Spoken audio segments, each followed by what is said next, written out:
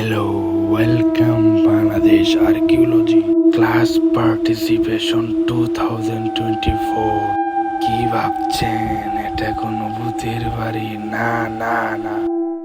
ইতিহাস ও ঐতিহ্যের সন্ধানে আমি গিয়েছিলাম লক্ষণ সাহার জমিদার বাড়িতে, যা ডাঙ্গা জমিদার বাড়ি নামেও পরিচিত। ডাঙ্গা জমিদার বাড়িটি নরসিংদী জেলার পলাশ উপজেলার ডাঙ্গা ইউনিয়নে অবস্থিত। নরসিংদীর সমৃদ্ধশালী ইতিহাস ও ঐতিহ্যকে ধারণ করে এই ডাঙ্গা জমিদার বাড়িটি। ডাঙ্গা জমিদার বাড়িতে যাওয়ার জন্য ঢাকা থেকে বাসে করে নরসিংদীর পাঁচদোনা এসে নামলাম। পাঁচদোনা থেকে সিএনজি নিয়ে ডাঙ্গা বাজারে গেলাম। ডাঙ্গা বাজার থেকে রিক্সা নিয়ে 5 মিনিটের দূরত্বে ডাঙ্গা জমিদার বাড়ি অবস্থিত। জমিদার লক্ষণ সাহা এই জমিদার বংশের মূল গোড়াপত্তনকারী। তৎকালীন ভারতবর্ষে এই এলাকাটি ছিল দেবোত্তর হিসেবে। মূলত দেবোত্তর বলতে বোঝায় ওয়াকফা জমি। ওই সময় দেবোত্তর জমি হলে জমিদারকে খাজনা দেওয়া লাগতো না। এই জমিদারি এলাকাটি ভারত উপমহাদেশের মধ্যে একমাত্র এলাকা ওয়াকফা হিসেবে ছিল। এই জমিদার বংশধররা অন্য জমিদারের আওতাভুক্ত ছোট জমিদার ছিলেন।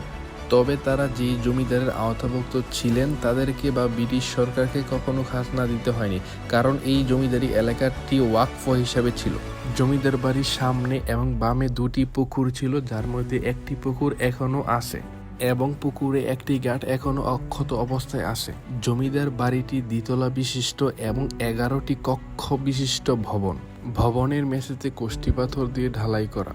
জমিদার বাড়ির বাম পাশে পুজো করার জন্য পুকুরের চারপাশে 3টি মঠ বা মন্দির ছিল। 2টি মঠ নষ্ট হয়ে মাটির সাথে মিশে গেছে। একটি মঠ এখনো দৃশ্যমান আছে, কিন্তু এই মঠে এখন আর পূজা হয় না। পরিত্যক্ত অবস্থায় এই মঠটি রয়েছে। এই বাড়ি সম্পর্কে স্থানীয় বাসিন্দারা যা জানান আমাকে। আমি আমার দাদার কাছে শুনছি, এটা প্রায় 250 বছর পুরনো লক্ষণ সাহার জমিদার বাড়ি।